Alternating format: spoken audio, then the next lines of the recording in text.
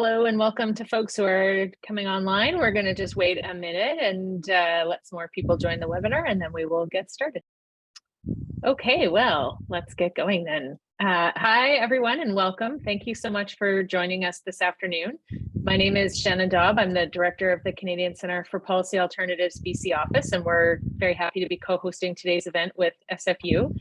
I'm joining you today from the traditional and unceded territories of the Musqueam, Tsleil-Waututh, and Squamish nations, and I am going to now hand things over to Mary Point, who is a Musqueam elder. And Mary, thank you so much for being here. Hi, Shannon. Hi, each while Asiamnesiea and the Mary Point, Slane, Tenitsanach for Musqueam, Iati Ktamaltsum, Amitsep Quatquilum. Honored visitors to this online call. In the language of my ancestors, I let you know that my name is Mary Point. My pronouns are she, her. I said that in Hunkamina, Mslane means I identify as a woman. Today, I am sitting in the Musqueam village of Ktamaltsum at my workplace. My workday is just ending, and I welcomed you to my virtual space. I'm very pleased to be welcoming you all to this amazing report. I read the highlights before coming on. In my role at work, I've always had a hand in employment and training and recruitment and trying to find something sustainable or something that works, that meets people where they're at. Whether that means hiring in a cohort or allowing people to be casual on call or helping them find their way on a truly meaningful career path. So I'm really fascinated by how the workplace has changed throughout this pandemic. And as we come out of it, all the approaches that we take to find a new way to be innovative and inclusive. And all that being said, I think the timing for this discussion is well timed, being that it's June 1st. It's the beginning of Indigenous History Month, and it's also Pride Day. Outside my workplace today at the airport, we raised not only the Pride flags, but the Musqueam Pride flag, and our employees went down to mark the day. And as we begin this month of Indigenous history and learning, I'm mindful that we're in a time of reconciliation where we are learning on a daily basis about the history of this province, and we're all finding our way to make things a little bit better and to behave a little differently as we walk forward with the knowledge that we have. When I speak about reconciliation, I really think about the calls to action, the 94 calls to action in the Truth and Reconciliation report, which incorporate the 231 calls for justice for the murdered and missing Indigenous women's report, as well as the 48 articles from the United Nations Declaration on the Rights of Indigenous Peoples. And that's a lot to unpack, I know, but it really it can be simplified in a way that's manageable for each of us. And that is by looking, even at scanning the headings in the report. It starts off with legacy. Now that you know the truth and have some data to follow, what is the story that you want to tell? How are you going to walk forward on this path with us and do better? We commemorate the children, we educate ourselves, we engage in professional development and dialogue. We, of course, think about the rights of Indigenous peoples, and the United Nations Declaration of the Rights of Indigenous Peoples addresses the people of the land from wherever they are in the globe that have been displaced for climate, war, industrialization, for being displaced for who they are, for politics, and for looking for a better life. And that's how they land on our shores. And it's also about protecting the land and waters and the environment. And there are many ways to do that, but employment and training and education and remembering who walked here before us is a good place to begin. And as we work through the calls to action, they touch on business policy, which is a great way for us as employers and hiring managers to think about being inclusive, to look at our diversity policies, to find something sustainable, and again, to meet people where they're at and really encourage that sense of belonging that we're all seeking. And the final call is welcome newcomers, something that I think we all are doing a lot of these days as we've welcomed refugees across the globe that are coming here to escape injustices and arriving on our shores seeking employment at this time. So, with all of that said, I want to start this meeting in a good way, and share a song that comes from my great uncle Dominic Point. His traditional name is Tiakthet, and Tiakthet and my branch of the family, the Point family, hails from a village called Kwayach. Kwayach. Kwayach is, for those of you who are on the call from the Lower Mainland, you may know as Gary Point in Steveston. The village was renamed by Captain Vancouver, just like the Spanish before him went around renaming everything that already had a name. And we became known as the Indians from the Point. And when it became legally required for us to have a last name, our last name became Point. So my joke on that is always my last name could have just as easily have been Gary because they don't care what my name is, so it, it could have been anything. But anyway, my last name is Point. There are 2,800 of us from down the states to up in the valley and over on the island, and we're all connected. So I'm very pleased to share this song of the land. It's our Musqueam paddle song, you may know it as. It's a song that we sing when we're entering a new community or a new space to let people know we're coming with good intentions. And it's a song that we sing when we're standing in community to share a little bit about who we are. And it's a song that we sing at the beginning of any new journey, a wedding, a funeral, a graduation, or days like today, as you journey into this data on the precarious workplaces.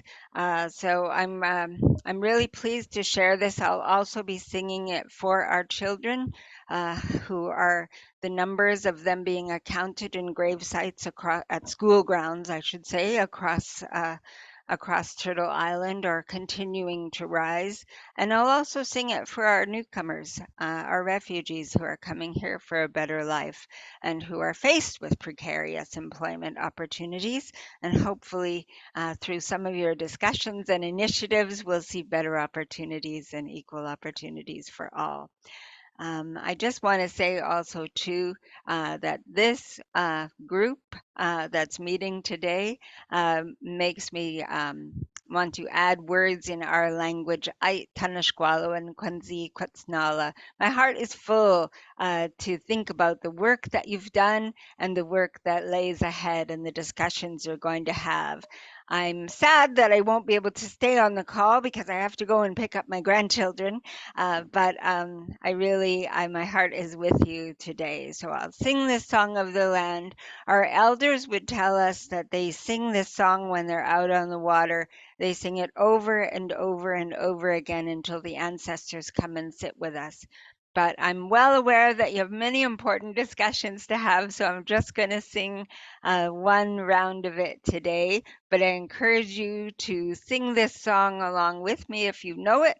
And if you don't know it, I hope you will learn it. And when you hear it, you will always know that this is a song from Koyach, a song of the land, and a song of of good intentions.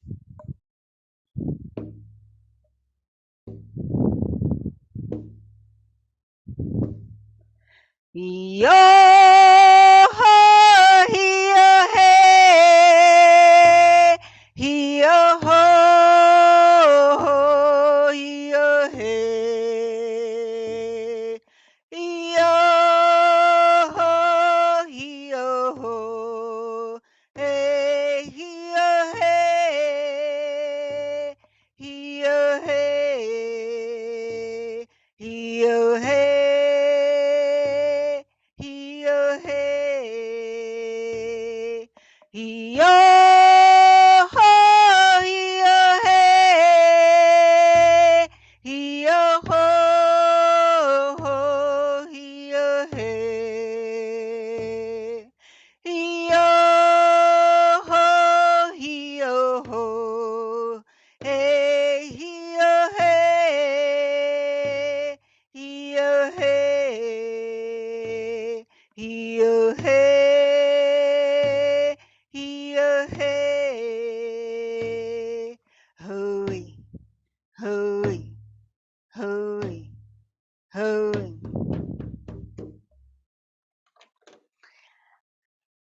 In closing, I will just raise my hands to each and every one of you and say Haitsepka. And the reason why we raise our hands is because I feel lifted up to stand with you as you begin your important discussions today.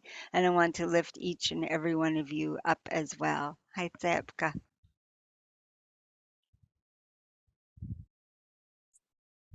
Thank you so much, Marion. Thank you for helping us start, as you say, in a good way, and for knitting together so many of the topics and issues that we're going to be talking about today. That was wonderful. Thank you. So a few housekeeping things before we get going and hear from our speakers and our fantastic panel. We're leaving the chat open for you to feel free to engage with the topic and with each other. The Q&A function is enabled and you're welcome to submit questions throughout. And if we have time, we'll take a few of them, but we'll see how we do for time. This event is also being recorded and will be posted on the SFU Public Square website. And so heads up that that is happening. And on that note, I want to remind everybody that there are community guidelines that were posted on the event page for this, but I believe are also being posted in the chat. And these guidelines, in short, make sure we all know that they're about ensuring a respectful environment and having no tolerance for abusive comments or such. So please engage with each other with that in mind. We have closed captioning available via Zoom. You can access it by clicking the CC button at the bottom of your screen. And if you need help with anything at any point, please feel free to privately message the hosts and panelists in the drop-down menu there in the chat. And lastly, as we discuss this important topic, please feel free to share your thoughts on social media using the hashtag PrecariousWorkBC. So it's now my pleasure to introduce our first two speakers. Kendra Strauss is the director of the Labor Studies program and the Morgan Center for Labor Research at SFU, and she's going to talk about the Understanding Precarity in BC project, which she co-directs with my colleague Iglika Ivanova at the CCPA. Iglika is a senior economist at the CCPA's BC office, and she's going to share some highlights from the province-wide study of precarious work that we published together in April. And after that, we're delighted to be joined by three fantastic panelists who are also involved in the Understanding Precarity project, Pam Charron, Cenen Bagon, and Maureen Kihika. So I'll introduce them fully after we hear from Kendra and Iglika. And with that, I will hand it to you, Kendra. Great. Thanks so much, Shannon. And thanks again to Mary for starting us off in such a wonderful way. I hope you'll just bear with me for a moment as I share my screen. And as Shannon says, I'm really just going to spend a couple of moments sort of introducing the context of this study. And also, for those of you attending who may not be as familiar with the concept of precarious employment or precarity, to just take a moment to sort of describe what it is that we're actually investigating in this project. So you know, as the text says kind of in the big bubble there, precarity is a concept that is intended to describe, you know, pervasive forms of uncertainty, insecurity, and instability. And often it's associated with employment, but it's not exclusively associated with employment. So we can talk about precarious employment, of which there's no single definition, but we're generally talking about jobs that are in particular temporary or part-time, contract-based, for example. There are jobs that tend to be poorly paid. Obviously, some contract work can be very lucrative and well remunerated. Those tend to be workers with higher levels of power who essentially choose to be flexible, you know, as opposed to those forms of insecure employment that are often not chosen or preferred. There are jobs that often have very low autonomy, few occupational benefits, training, opportunities for advancement, and often very little voice in the workplace or opportunity to be represented by a union. In our contemporary economy, we often associate precarious employment with, in particular, gig work, with app-based and platform work increasingly. But it's really important to highlight that the research that has been done to date, both in our report, but in other parts of Canada and worldwide, suggests that precarious employment is actually increasingly prevalent across all sectors and industries and within both public and private sectors. So the pilot survey that we're reporting on and discussing today, it was really the precursor to what is now the Understanding Precarity in BC partnership. So this work brought many of us together a number of years ago to start to investigate what precarious employment and multidimensional precarity look like in our province. And so we were lucky enough to receive SSHRC funding for a 6-year interdisciplinary research and community-based partnership to study the unequal economic, political, and social dimensions of precarity with a particular focus on BC. So Iglika and I are very lucky to work with colleagues and comrades from 4 BC universities, over 80 co-applicants and collaborators, and many community partners, unions, advocacy organizations, etc. And we're really united by the kind of common goal of not only understanding precarity in BC, but also figuring out ways to struggle against it, to tackle it, and to encourage policy that really does better to make people in our province less precarious. So why we did this study in the first place is really that we were aware that precarious employment is an increasing concern. It's been something that unions, community groups, migrant rights activists, and others have been highlighting for many years. And research has demonstrated its growth since at least the 1990s. Much of this research, though, has focused on other parts of Canada and other countries globally, and somewhat less is known about BC.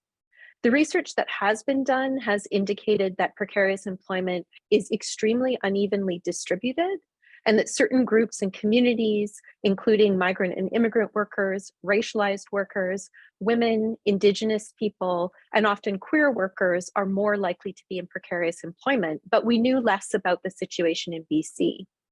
We were also trying to address some data gaps in what Statistics Canada has traditionally collected to help us understand labor markets.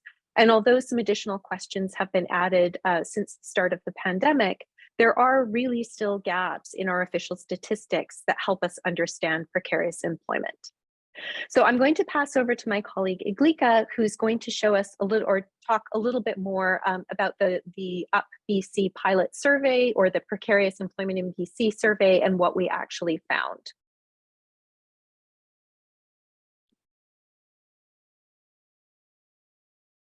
Thank you, Kendra, and welcome everyone. I'm glad to see so many of you here. Let me see if the slide sharing works. Oh, no. Sorry about that. Let's try this again. All right. Hopefully this works. Yes. Great. So as Kendra mentioned, there is shockingly little data on what precarious work looks like in BC at the moment. And that's why we undertook this important work the pilot BC Precarity survey that I will talk to you about and that our report focuses on was actually completed right before the pandemic started in the fall of 2019. And it is a large scale province-wide representative survey of BC workers. We surveyed over 3,000 workers between the ages of 25 and 65 and asked a variety of questions to get at details about people's employment conditions, the security of their jobs, the various benefits that they get or do not get, and other elements of precarity that I will tell you more about in a second. So here are our key findings. Essentially, we were shocked to find that only half of the workers we surveyed were employed in a job that was full-time, permanent, and offered benefits. The other half were in work situations that were temporary, part-time, didn't have dependable hours, lacked benefits, or have other elements of precarious employment. So that's very concerning and something that I don't think is widely known before our survey was done. We found that over a quarter of workers in BC have received no benefit from their employer. So this is very important. And we know now that the federal government is starting to address some of the gaps, for example, by providing dental coverage or wanting to provide dental coverage to uninsured lower-income Canadians. But there's much more than dental coverage that a lot of workers are missing. We also found that precarity has a number of negative consequences for workers, their families, and their communities. And I'll talk about that in a bit. But it is a really important point that sort of brings home the idea that it's not just the individual worker that is hurt by precarity, but it is our communities and our society as a whole.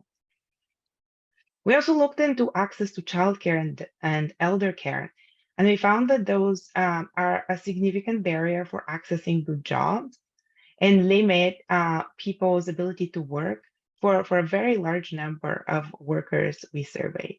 So those are areas that require more attention from our governments at all levels.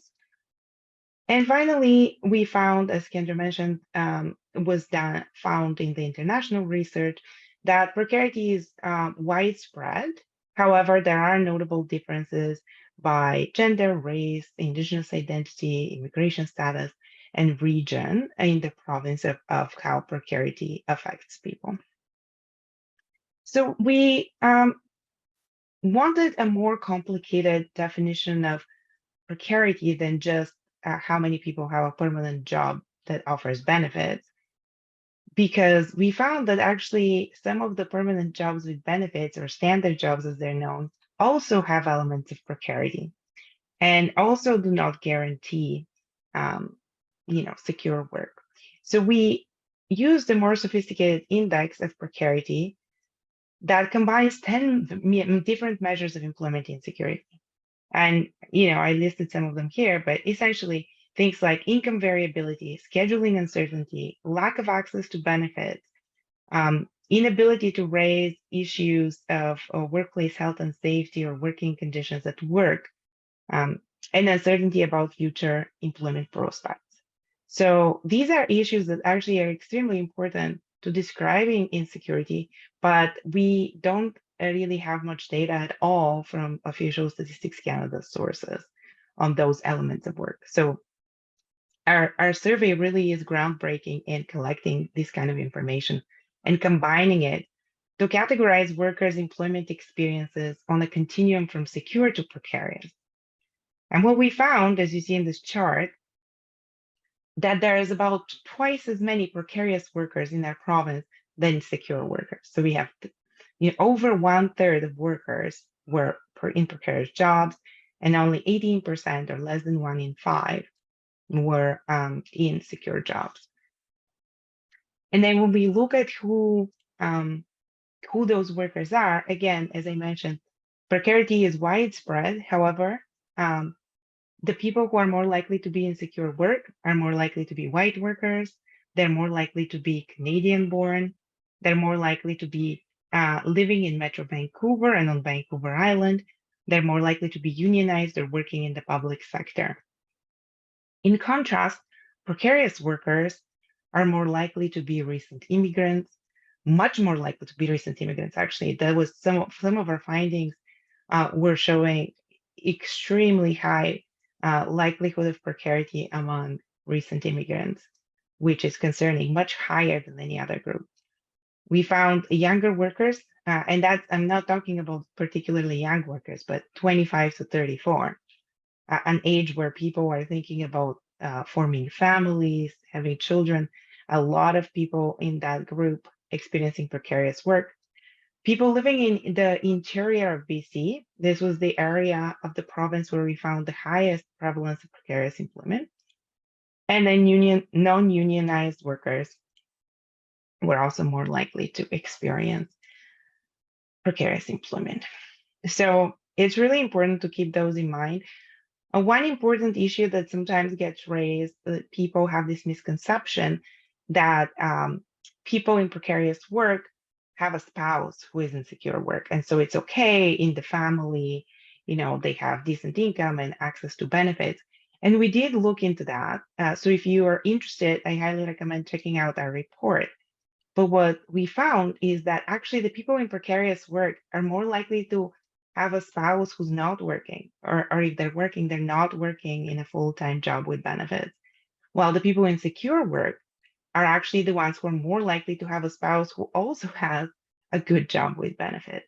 So in a way, unfortunately, we found that the problem of precarious work does not get, you know, diminished when people have families. In fact, it gets magnified.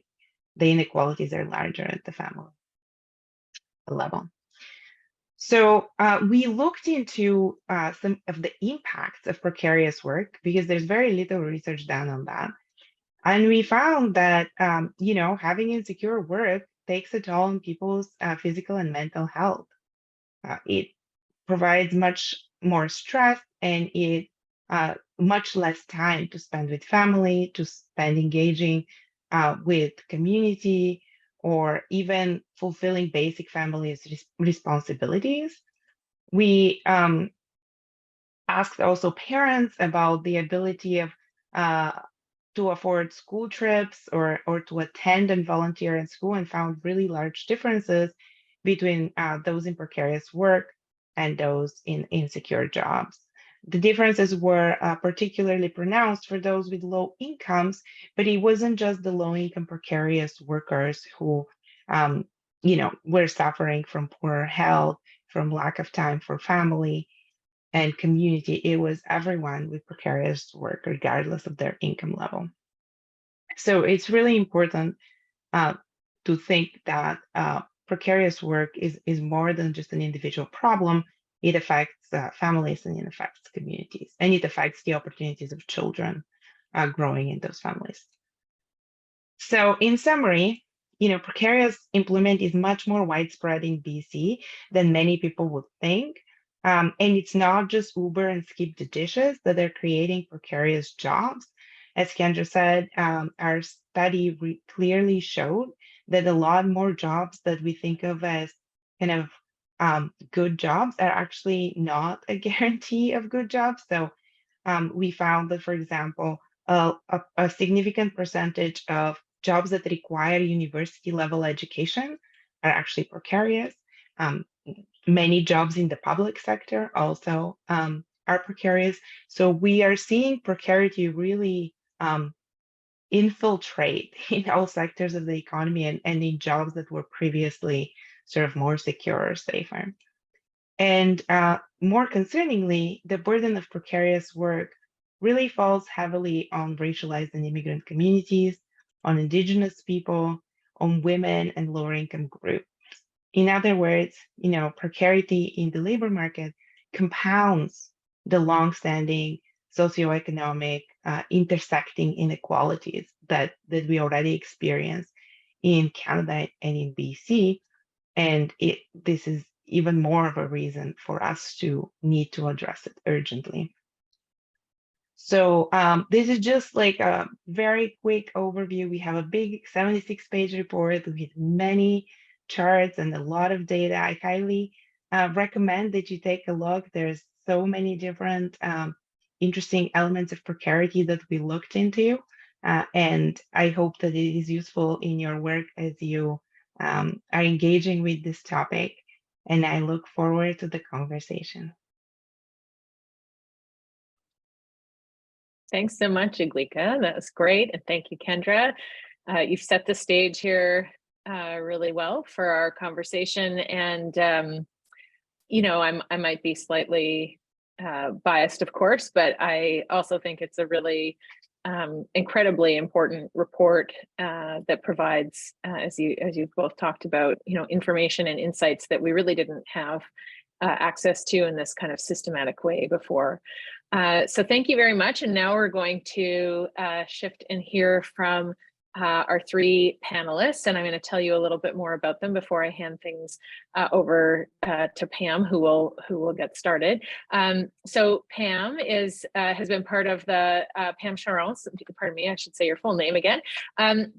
Has been part of the hospitality and restaurant sector for 15 years.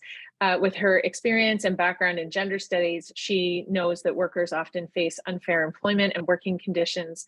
And she joined the Worker Solidarity Network over 4 years ago because she believes all workers deserve decent work and justice, and wanted to fight for that through her employment. So her passion is to build worker power through the lens of peer-to-peer support, mutual aid, and taking collective action in solidarity against bad bosses. I love that bio, that's great. Cenen Bagon is a longtime activist in the Filipino community and in migrant justice, labor, and women's movements.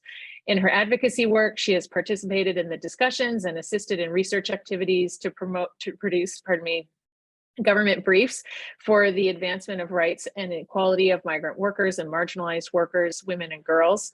She is a steering committee member of the Vancouver Committee for Domestic Workers and Caregiver Rights since it was formed in 1992, and she's an active member currently of the BC Employment Standards Coalition and the Migrant Rights Network of Canada. And finally, Maureen Kihika is an assistant professor of sociology and anthropology and in the labor studies program at Simon Fraser University. She is a race and labor scholar with teaching and research interests in the global political economy, migration, race, and labor. Maureen's work analyzes how race, gender, and other intersecting categories of social difference shape the experiences of Black workers and their understandings of Blackness. Currently, her research focuses on the work-life experiences of Black millennial youth in North America, and she's also a member of the Canadian Sociological Association, where she sits on the subcommittee for equity issues.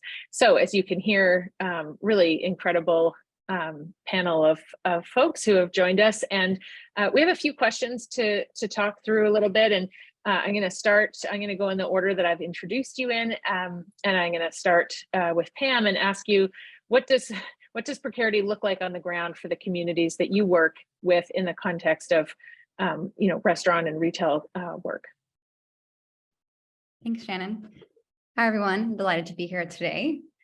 That's a great question. At the Worker Solidarity Network, we support non-unionized workers through our legal advocacy program. And through that work, we recognize that many non-unionized workers in precarious employment and or have characteristics of precarity. This can refer to largely to unprotected jobs in which workers experience mistreatment and low bargaining power for better standards, uncertain scheduling, and so much more, as demonstrated in But Is It a Good Job report. Within the legal advocacy program, precarious workers face many injustices, but one that seems to be more prevalent is being terminated without cause for addressing their rights in the workplace, and the notion of discrimination on grounds of the Human Rights Code when workers are terminated. Essentially, workers are advocating for their rights in the workplace to be upheld by their employers, the rights and protections that contribute to workers' vulnerability to precarity, but in turn facing retaliation since their employment isn't protected and facing deeper precarity to make ends meet. At a time when the cost of living is out of reach for low-paying jobs, workers are made to feel disposable but also can't risk to jeopardize their employment and or leave their employment to go to another bad job, as also demonstrated in the But Is It a Good Job report. In addition, I just want to highlight on the perspective that is a bit newer to the WSN. It's the intersection between climate and precarious employment. And I want to highlight some findings from our recent report titled Can't Stand the Heat, Get Out of the Kitchen, which highlights the impacts of extreme weather events on food service workers. And what we found is that in a sector that is precarious, since many workers in the food service industry aren't unionized, low paying, don't have benefits, and so on, that when extreme weather events hit, deeper precarity ensues. What this can look like is enhanced health and safety risk. It could also look like business closures during extreme heat, floods, wildfires that may result in loss of income for workers, and workers at risk of losing their employment when refusing unsafe work during extreme weather events. Ultimately, these examples aren't unique, and workers are addressing precarity head on by either addressing their rights in the workplace or struggling to make ends meet due to the minimum employment standards permitting their employment to be precarious, but also beyond the workplace.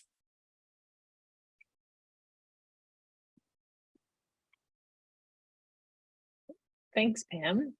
And I'll pass it over to Cenen next. What does precarity look like on the ground in the context of the migrant communities who you work with and advocate alongside? Thank you, Shannon. Before I start, I would like to thank and to say that I'm calling in from the unceded Indigenous land belonging to Coast Salish peoples, the Musqueam, Squamish, and Tsleil-Waututh nations. So migrant work, specifically migrant care work, is being done by temporary foreign care workers, mostly women from the developing countries. Care work is definitely a non-standard job. Care workers work at their employers' homes and isolated from other workers. They are paid with low wages. Their work permits are tied to a specific employer with approved labor market impact assessment, or LMIA.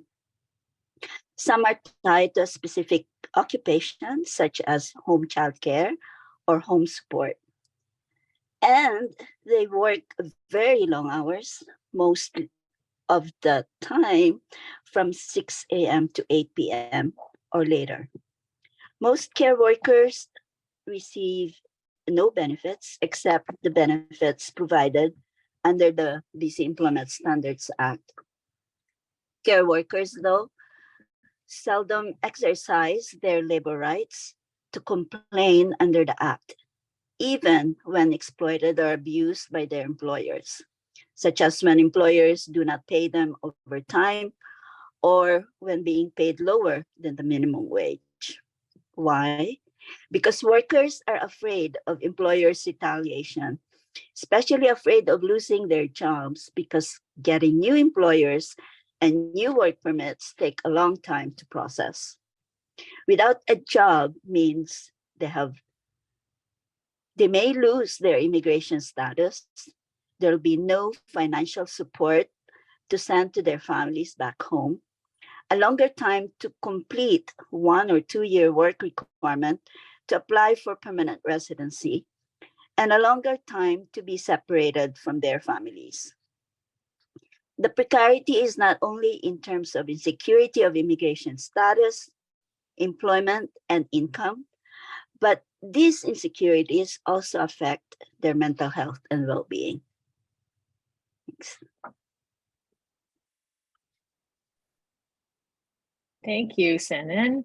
And yes, it's hard to imagine another context in which precarity could be more acute than when it is so closely tied to immigration status and people's ability to have rights here as workers who are contributing to the economy in such vital ways. Maureen, let's pass it over to you next. What does precarity look like on the ground with the folks that you're working with and doing research with? Yeah, thanks so much, Shannon. And I am very delighted to be here as well. I am joining you from the unceded territories of the Musqueam, the Tsleil-Waututh, and the Coquitlam Nations. So for me, as an academic researcher, I work with differently situated subgroups of Black immigrants in Canada, and maybe more so in British Columbia. So I look at how race and other intersecting categories of social differences, such as gender, impacts their work experiences, and in particular, the work experiences of Black immigrant caregivers. So some of what Cenen has mentioned, but I focus specifically on registered nurses, and I also look at the experiences of Black immigrant youth. I am very interested in trying to understand how their racialized Black identities contribute to the experiences of precarity.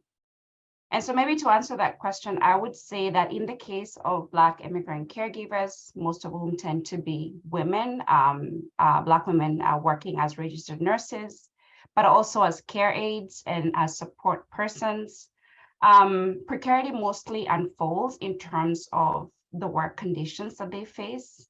And this can range anywhere from being assigned irregular work schedules, and this is in particular reference to auxiliary care workers, so people doing support work or support care work. And it can also be in the form of, being bypassed for certain opportunities, for leadership positions, and also being assigned more difficult or more challenging work. So in the case of registered nurses, for example, there are people that I've shared, there are community members that have shared with me how they're assigned, cases of sicker patients. For example, a few years ago, someone was talking about the H1N1 that was right before the pandemic, the current pandemic that we had, or that is still ongoing. And this person was assigned to work in the unit that had a patient with H1N1. And at that time, nobody really knew what this new virus was. And so there was a sense that Black registered nurses, who are obviously more in standard work, tend to be exposed to the more dangerous aspects of their work. So altogether, Black caregivers, including those in standard employment, so not necessarily precariously employed, also report facing everyday microaggressions and incidents of racism at work. And this could be in the hands of their managers, it could be in the hands of their colleagues, it could also be in the hands of, the patients that they care for and the patients' families. So oftentimes this negative and everyday experiences put Black caregivers in positions of precarity because they're unable to feel safe and respected in their workplace. And I think this lack of having voice minimizes their autonomy, it minimizes their independence, again, even while these are people in more or less standard employment, standard forms of employment. And then for Black youth, for Black millennial youth in particular, I see precarity showing up as systemic, but also as systematic forms of inequality throughout their young lives. So an example would be, Black children tend to come from lower socioeconomic backgrounds, something which I think the report by Iglika and Kendra has highlighted. And research has shown us also that low income status affects at least 27% of Black Canadian youth compared to at least 14% of those that are non-Black. So this poverty that we witness within Black families not only limits children's access to political and economic capital, but I think that it also translates to structural dimensions of exclusion that prevent their overall upward mobility. So for example, if we're thinking about structural dimensions of exclusion, you can think about the inequitable schooling and life experiences that Black children face, where, for instance, their parents end up taking on multiple work to make ends meet, which in turn means that they're not available to supervise their children. And so from the research that I've done and the research that I've seen, Black youth will report higher rates of suspension, expulsion from schools, They will report being likely streamed into applied rather than academic programs, which in most cases are designed to meet the needs of gendered and racially segmented labor markets. So a very particular market. And of course, we know that even when they go on to, those that go on to higher education, they tend to take on larger student debts to be able to finance their education because, again, they're coming from lower socioeconomic backgrounds. So the outcome of these structural dimensions of precarity means that Black youth will generally be starting from behind. And so this accumulated precarity for Black youth means that they have less political, less economic, less cultural capital, as well as fewer social networks to turn to, which ultimately impacts or affects the occupational opportunities that are available to them. So again, this is just to say that within the populations that I study, we see precarity, we see the multidimensional aspects of precarity. Thank you.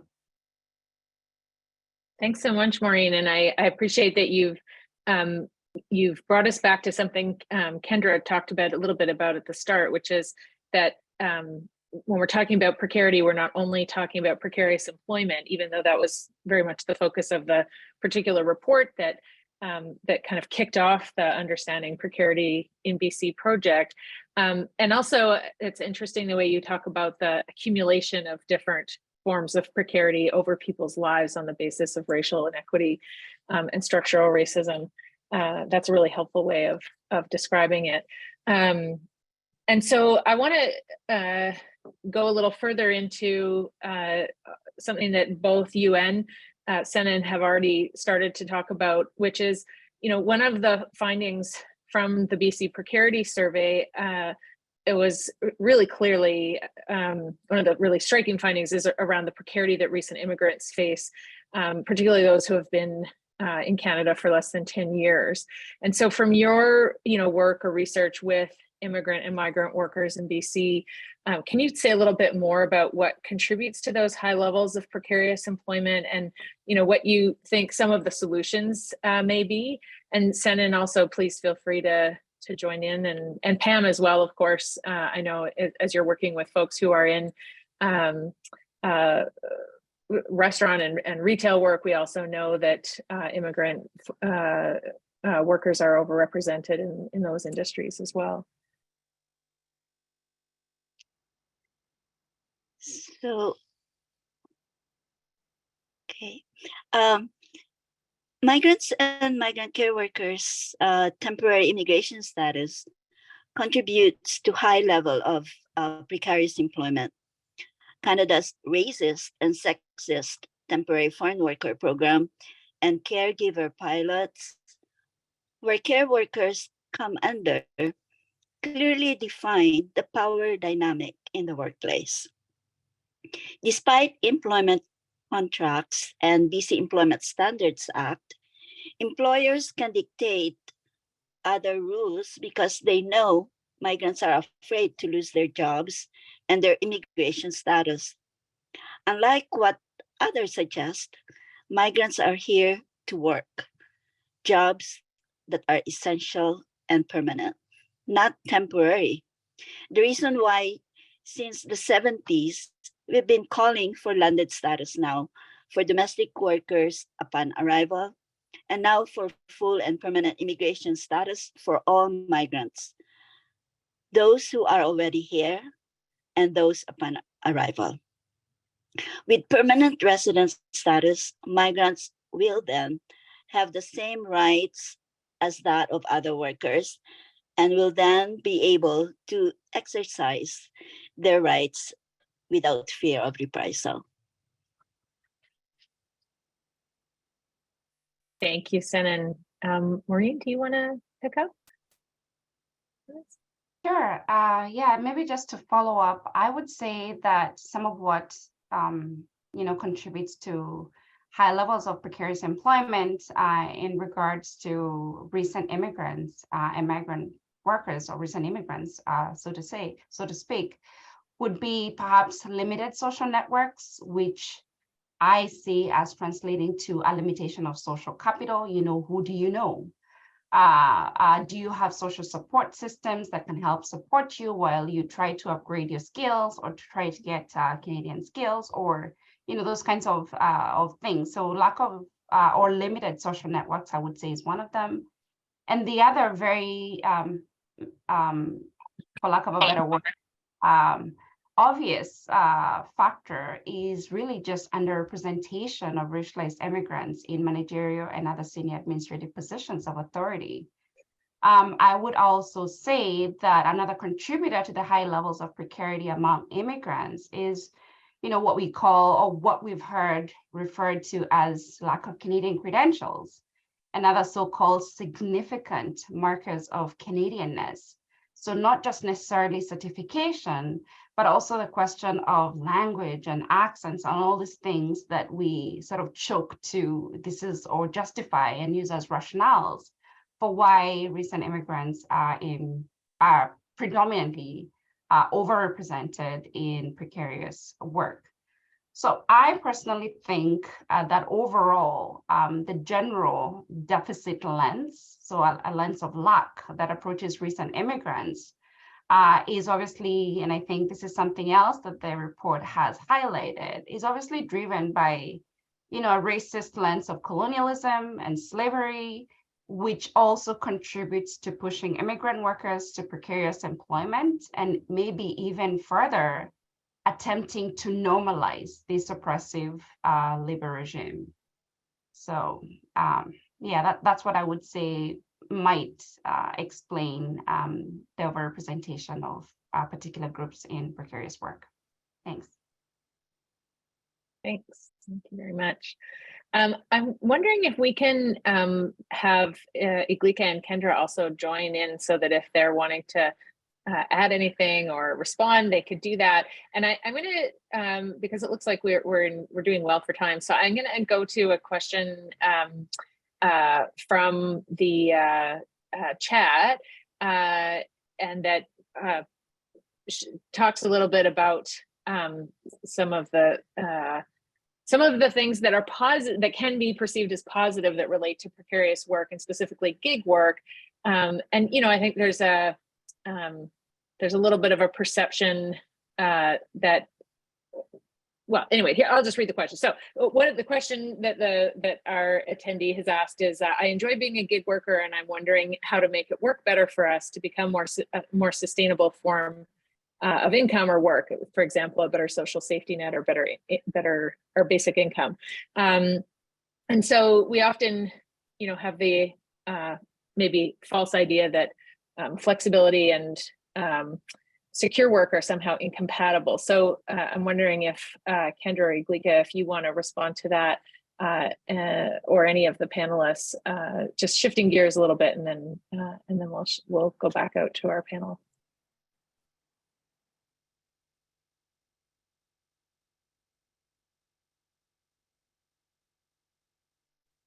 I can go first since nobody's jumping to answer the question.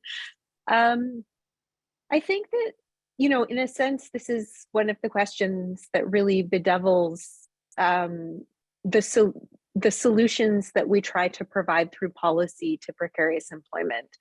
And I think we need to remember that precarious employment is really inherent to capitalism.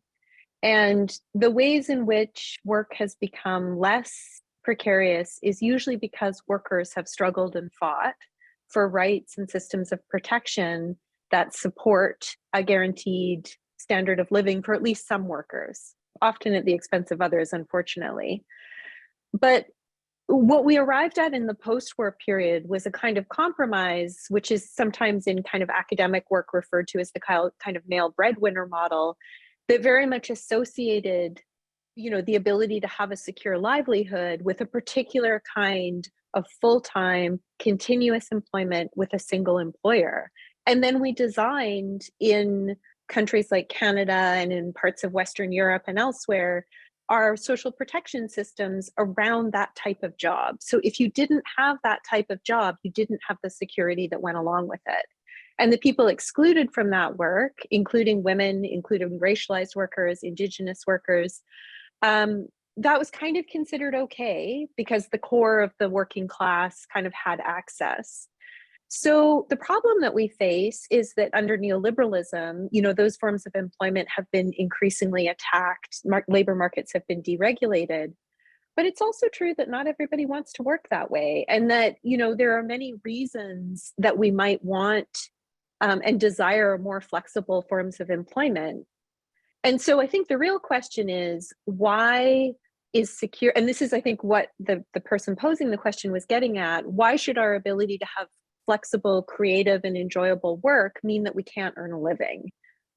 And what that means is, to a certain extent, probably, that our systems of protection need to be decoupled from wage labor. And so, that's generally not something governments like to talk about at all. But as a society, we're kind of at a point where it's so many people are increasingly excluded from these protections. And we need only look at EI and the fact that during the pandemic, the federal government had to bring in a completely different benefit, CERB, in order to make sure that enough workers were covered, because people just didn't have coverage. So, it's not, I think, that flexible work is impossible, but it's that under our current systems and the way our employment protections and social safety net are structured, they tend to be tied to what is often called the standard job, or a standard employment relationship that Iglika referred to. And so how we decouple that and how we get the kind of social buy-in to do that is really the question that we face. But that also probably needs to be coupled with the question of, how do we ensure a decent floor of rights and protections for workers who are not classified as employees? And that's, for example, what the provincial government is grappling with right now around gig work. So should you be able to work for a platform, but still have the rights of an employee when it comes to health and safety, minimum wage, et cetera? And that's a huge question, because we're at a point, a sort of conjunctural point, where more and more workers are not covered by that basic floor of protections employment standards. And as Pam pointed out, many of those basic protections are insufficient. So, the fact that they're not available to, or that workers can't experience those rights, even those who have them, really indicates that we need a more robust system that applies to all workers and that isn't incompatible with flexibility. Iglika, do you have anything to add to that? Thank you, Kendra, and thank you to whoever submitted that question. It is an important topic to discuss. I agree with what Kendra said, and I also think that we do need to think about decoupling some of the benefits that are currently associated with employment from employment. So things like extended health coverage or dental coverage, now long-term disability insurance, now are things that you get from an employer. And so the government thinks it's okay not to provide them. But as we're seeing, we're already starting to do some of this work with the dental care, expansion for low-wage income or low-income low-income people. It doesn't have to be workers in Canada, and I think we need to do it with more of the benefits, and essentially move the social safety net away from being tied to an individual employer to being something that is guaranteed to people by virtue of being here. And the other thing, however, is that we shouldn't in the process be letting employers off the hook. So at the moment, we're looking at things like platforms like Uber that they're making a lot of money off of people's income and shirking responsibilities that are usually associated with employment, like paying for basic workplace safety coverage or other very basic protections that people enjoy. And so I think that if we are moving away from, say, depending on the individual employer to provide benefits, we need to ensure that these employers still have a responsibility to take care of the workers, and there is a way for them to pay into a fund that funds those services for everyone. And I think we do need to have these questions of what is the responsibility of employers, especially large, profitable employers who are making a lot of money on people's labor, to contribute to a basic dignity and the conditions that people need to have a fulfilling life. Great, thank you. And thanks for bearing with me with the little change of plan in the discussion there. I was dealing with some technical problems on my end, but I'm back on track here. So Cenen and Maureen have already spoken a little bit to the ways that precarity impacts people beyond just the workplace, but let's talk a little bit more about that. Can you, Pam and Maureen and Cenen and Iglika and Kendra, feel free to join in as well, to just talk a little bit about what the impacts of precarious work arrangements are beyond the workplace, how they impact not only the individual workers who are in those kinds of arrangements, but their families and communities as well. And so let's maybe start with you, Cenen. I'll hand it to you, and then we'll go to Maureen and Pam. Okay. I spoke earlier how precarity impacts care workers' families when care workers lose their jobs.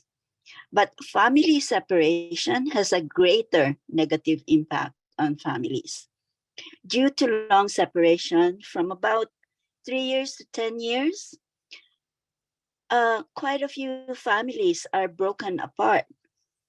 Husbands and wives, partners get separated permanently.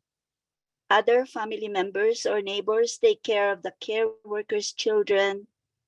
Children and mothers no longer know each other. And when it's time to reunite and families have arrived in Canada, children act up and care workers have difficulty dealing with them and the new circumstances. I say the Canadian government should take responsibility and accountability to the outcome of its immigration policies. Thank you, and agreed. Maureen, do you want to add in on this one? Sure. I don't know that I'll say much that is new from what Cenen has really well sort of captured about the impacts of, precarity beyond the workplace. But I think also what I would add maybe would be, there's a lack of adequate suitable housing or even homelessness within particular families, poor physical and mental health, as Cenen alluded to, and family well-being overall. But maybe I would also like to add that another possible outcome or impact would be, this generational and intergenerational trauma that points to poor socioeconomic status that ultimately push many families and communities into negative spiraling behaviors. So oftentimes we don't talk about how some of these negative spiraling behaviors include things like, people taking on predatory loans just to be able to survive, which we know have, lasting impacts, and other risks, behaviors or risky behaviors such as substance abuse. And all this can really be choked to the impacts of precarious work that go beyond the actual workplace. And so my sense also is that ultimately non-standard working conditions will interfere with family, of course, including caring for children. Again, I think Cenen has said this even better than I'm saying it, which leads to broken families, broken relationships, strains and stresses that are involved.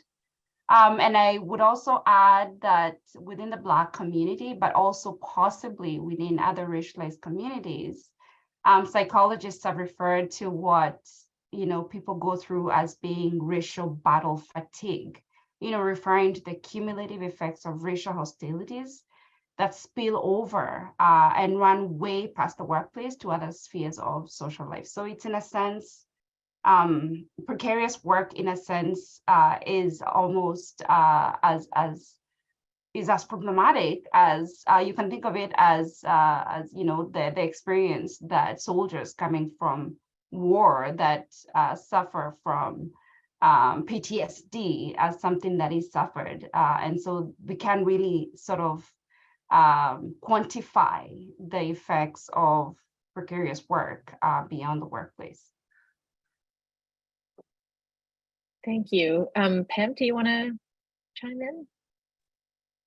Yeah, sure. Thanks. Again, I echo what Cenen and Maureen has already shared as well.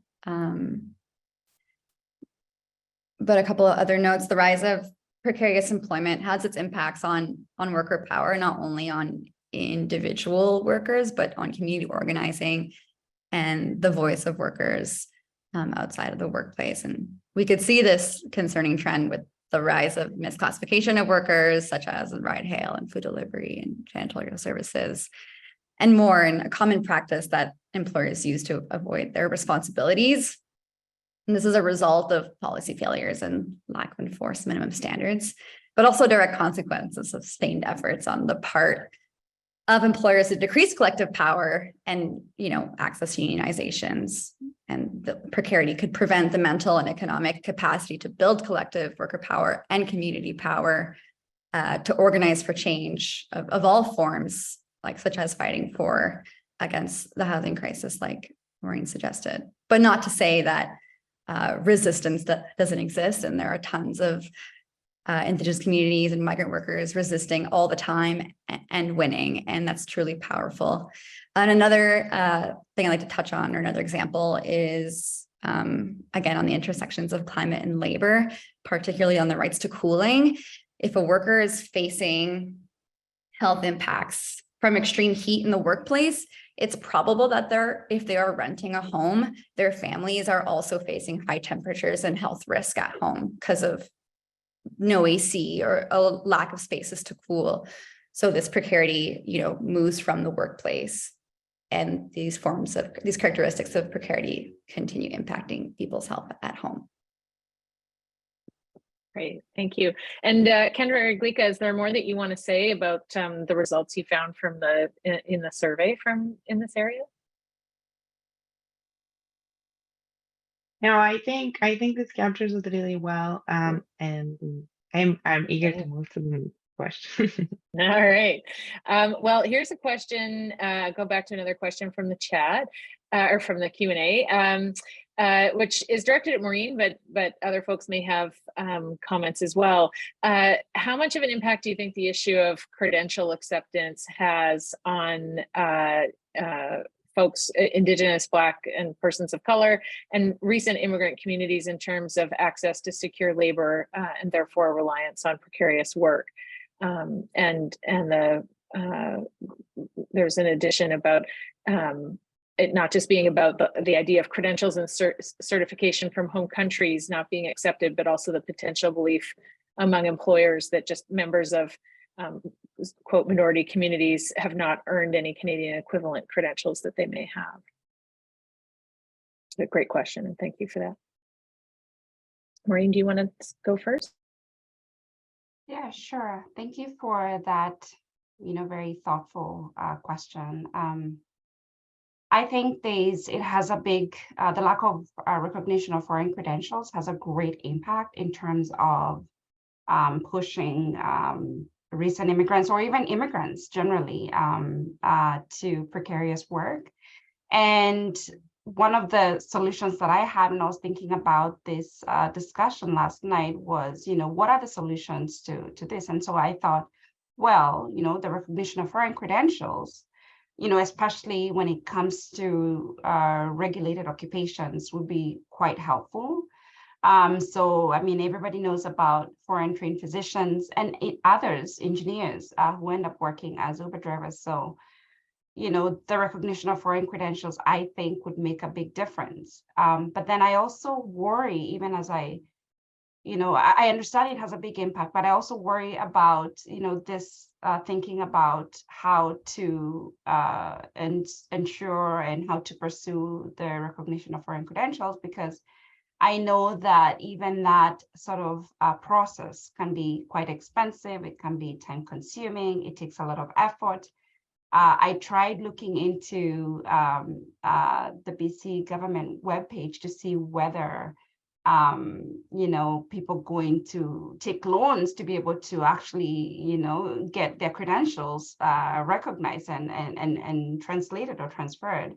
And of course, that is the case. And I think what led me to thinking about how much does foreign credential recognition or pursuing foreign credential recognition put people into debt is because I've been seeing on SkyTrains where they're talking about, are you a recent immigrant and would you like to have your credentials recognized? And so I thought, of course, anybody would like that. But then I worry, and I haven't looked so much into this, maybe somebody should, who provides funding for, translating or ensuring that foreign credentials are recognized. And so ultimately, I would, at the risk of sounding very pessimistic, I would go further and sort of maybe reassert what the person asking the question has said, whether this is really a question of lack of recognition of foreign credentials, or whether it's a certain perception that comes with certain qualifications that is really perhaps the issue. And, therefore, recognizing foreign credentials is great, but it's only just a part of the problem. There is a deeper sort of perceptive and ideological problem that is contributing to, the representation of precarious work within immigrant communities. Thanks. Do any of the other panelists want to comment? Okay. Oh, go ahead, Kendra. I just wanted to speak briefly. I mean, I've noticed the same ads on SkyTrains and wondered exactly the same thing. And I'll just say very quickly that, on the basis of some prior research that I've done with elder care workers, there are often significant kind of unintended consequences to credentialing schemes and credential recognition schemes that do involve people taking on higher levels of debt. So when, certain forms of credentialization became necessary for seniors care workers, it was simultaneous with the expansion of private for-profit programs in private colleges that provided those credentials. And so whereas care workers, 10 years prior or 15 years prior would have maybe got a credential from a public college for relatively little money, people were being expected to pay $7,000 to $10,000 to become credentialed, to do work that barely pays above minimum wage in some cases. And so, I think Maureen's point about the structural racism that can underpin the way that we perceive and understand credentials coming from, from certain people, from certain countries is as much the problem as whether we recognize those credentials themselves. So I just wanted to add to that. Thanks. Go ahead, Iglika. And in addition to all these really important points, I mean, there is a lot of well-established research on implicit bias and on how even if the people have credentials from, Canadian universities, if the name on the resume, on top of the resume is, Cenen Bagon or Iglika Ivanova instead of, John Smith, they're much less likely to get called for interviews and much less likely to have access to many jobs because people make assumptions very quickly without even reading, going further down to see what, what skills people do or do not have. There were experiments where people submitted the same resumes with different names on top, and that's very well established. It's a big literature on that. So that plays a very significant role as well. Great, thanks. Well, let's shift in to talking in more depth about what some of the solutions are related to precarious work and the kinds of precarity more broadly that people experience as workers in these times. What do you think that the priorities of our federal and provincial governments should be in this area? Maureen just mentioned recognition of credentials a few minutes ago, and Cenen was speaking earlier about status and access to status, and the federal government needing to be accountable for its policies in that area. So let's back up on those ideas and talk more broadly about what an agenda for tackling precarious work might look like. So why don't we start with you, Cenen, and then we'll hear from Iglika and Kendra as well as Pam and Maureen. There are some concrete steps the provincial government can already do to reduce migrants' precarious conditions, such as one, provide free healthcare and MSP to every resident in BC, including undocumented migrants, with no delay. And to provide free education to all children who are residents in BC, including those whose parents are undocumented. 3, provide all migrants and residents of BC with access to all kinds of provincial supports that are accessible to permanent residents and citizens, including settlement programs and housing. Both provincial and federal governments should examine its system of structural racism, not only in the laws and policies, but also in all those that perpetuate racial inequities, such as lack of access to communities, healthcare's preventative and primary care, and stereotypes perpetrated in education. And of course, for the federal government, regularization for all undocumented people in Canada and full and permanent immigration status for all, regardless of migrants' immigration and non-immigration status. This we will continue to be our call and the Migrant Rights Network's call until we get them. These are our call for migrants' justice. Thank you, Cenen. And I know there's some links that we have to share to some of the campaigns for exactly those demands and rights to be recognized. So we'll share those in the chat in a minute or two. Maureen, would you like to go next? Yeah, sure. Maybe just in addition to what Cenen has said, I will also think that collecting race-based data might be useful. You know, that would tell us who is disproportionately impacted, who is overrepresented in precarious work. And this would also amplify messages against systemic racism in the workplace and beyond. I'm actually quite impressed that the British Columbia government has committed to collecting intersectional demographic data through its new anti-racism data law, which came into effect last June. And there's also the launch of the K-12 Anti-Racism Action Plan, which was introduced earlier this year, which attempts to ensure positive schooling experiences of BIPOC students as a core aspect of their overall well-being. And then I also think that the federal and provincial governments, should implement and strengthen workplace rights and protections, and empower workers by making it easier to unionize, something that has been mentioned already in the report. And also for the government to review labor legislations to ensure that these are keeping up with changing labor markets. And this is particularly pertinent for many employers who we know contract out work to third-party contractors so that they can avoid being accountable for their workers. The other thing that I think maybe has already been mentioned, but that can be done and emphasized is, governments should make childcare accessible and also affordable. So this is just some of the things that, could be done or could be done more if they're already being done. Thank you. Pam? Those are all really great priorities, and there's so much to list. But I guess in light of minimum wage being lifted today for workers that are under the Employment Standards Act, I guess I'll touch on that recommendation around that. And precarious employment is a source of unequal distribution, and decent work is the solution with better pay. And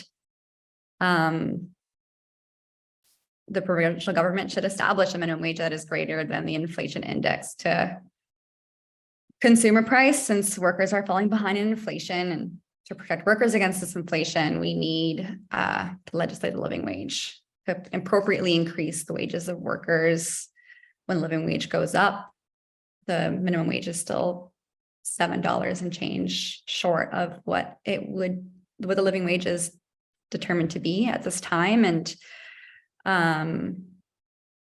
that also these there are several groups of workers in BC who don't even receive the guaranteed minimum wage. So we need to remove these exemptions, like gig workers, for example, and farm workers whose wages are on piece rates, which is a sector of predominantly racialized workers.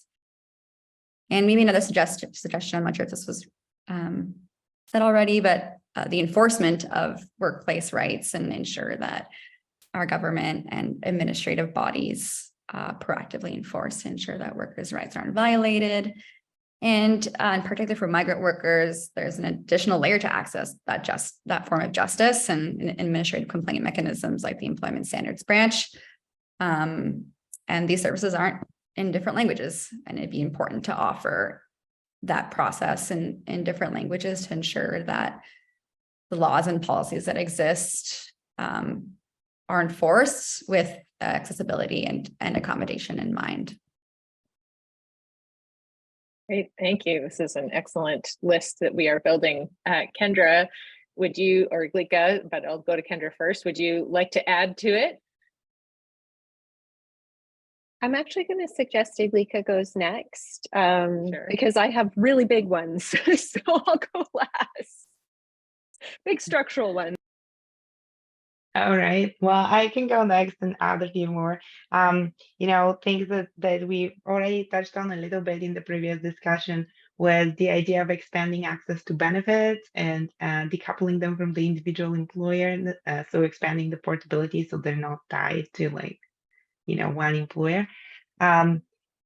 Pay equity is another one, and we didn't have a chance to talk a lot about this in today's webinar, but there are significant differences in the kind of employment opportunities and outcomes that men and women experience.